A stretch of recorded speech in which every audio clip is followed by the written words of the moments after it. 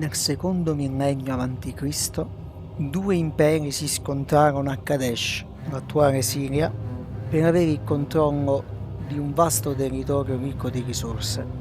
Kadesh era una città molto importante perché in quella terra dove si trovava, che poi sarebbe la Siria, era un crocevia mercantile, culturale e militare del mondo antico, quindi non si produceva solo grano, ma era un punto dove transitavano materiali importanti come il rame, lo stagno, i gioielli, poi gli stessi attrezzi, metalli preziosi, articoli di lusso. Avere il controllo di Kadesh, della Siria, era fondamentale per aumentare o migliorare gli introiti della propria nazione. Ed è per questo motivo che si arrivò poi a una guerra tra gli egizi e poi una battaglia appunto per conquistare Kadesh. Parliamo dell'impero egizio del faraone Ramses II e dell'impero ittita del re Muwatalli II. Sul fiume Oronte avvenne una delle più documentate battaglie della storia antica. Qui avvenne un'imboscata da parte delle forze ittite contro le forze egizie guidate da Ramses II stesso. Le forze egizie, in preda al panico, iniziarono a fuggire, quando a un certo punto lo stesso Ramses II, alla guida dei suoi carri da guerra, iniziò un disperato contrattacco assieme alle sue forze d'élite per evitare il disastro e per fermare un'avanzata ittita. La battaglia, secondo gli egizi, la vinsero perché riuscirono a bloccare un'avanzata ittita verso i territori egizi. Gli ittiti, d'altro canto, dichiarano di aver vinto la battaglia perché sono riusciti nel tentativo di fermare l'avanzata egizia verso Kadesh.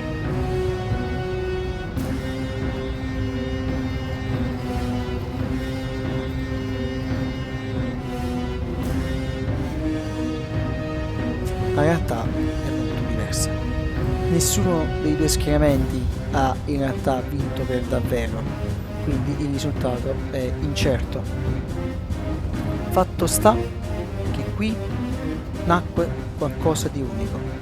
Per la prima volta ci fu un trattato tra due schieramenti ed è il primo trattato di pace conosciuto della storia, scritto su pietra, che aveva portato equilibrio nella regione per decenni, ma che soprattutto porterà poi ad uno sviluppo culturale immenso egizio.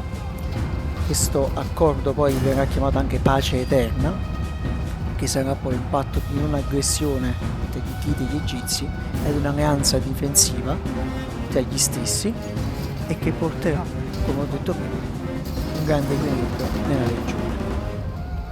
Nel trattato di Kadesh ovviamente oltre all'alleanza difensiva e al patto di non aggressione, c'è anche ovviamente il riconoscimento dei reciproci confini.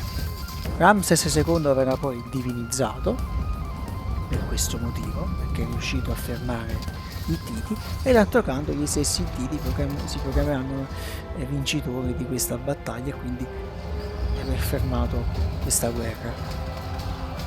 Poi questo trattato, diciamo che perderà di importanza per l'Egitto, poiché i famosi popoli del mare, sempre verso il secondo millennio, nel senso che siamo nel XIII-XII secolo a.C., e quindi poi siamo in un periodo che va verso il collasso dell'età del bronzo per andare verso l'età del ferro. Ci saranno questi popoli del mare che travolgeranno gli ittiti e che quindi verranno poi sconfitti. Il testo egizio in cui si parla della vittoria del faraone Ramses II è invece conosciuto come il poema di Kadesh ed è un resoconto della battaglia che ovviamente enfatizza la parte egizia ed ebbe risonanza in tutto il regno, tanto da essere scoprito in molti importanti templi dell'epoca. Un'altra cosa che si deve dire è che Re Hittita Muwatalli era già infetto da una malattia che poi di lì a poco non avrebbe portato alla morte, infatti morì poco dopo la battaglia di Kadesh e quindi presumibilmente anche dopo poco dopo il trattato di Kadesh, e non abbia preferito combattere una battaglia divenuta ormai incerta e che abbia preferito ritirarsi nella fortezza di Kadesh. Oltre a questo lui vide anche la perdita di due dei suoi fratelli e che quindi probabilmente non abbiano condizionato, assieme ovviamente magari al carisma di Ramses II stesso, a ripiegare nella fortezza di Kadesh. I racconti egizi poi narrano che i trionfatori, cioè loro, usarono clemenza verso i vinti di Kadesh, ma in realtà è molto più probabile che abbiano preferito gustarsi questa vittoria, molto sanguinosa tra l'altro, piuttosto che logorarsi in un assedio lungo e molto pericoloso, poiché appunto l'esercito aveva sostenuto una sanguinosa battaglia. E questa è la battaglia di Kadesh. Spero che questo video vi sia piaciuto, un video un po' diverso rispetto al video precedente creato su Age of Mythology. Questo è stato utilizzato Total War Pharaoh Dynasties, e nulla, spero che il video vi sia piaciuto, noi ci vediamo su un prossimo. Ciao ragazzi.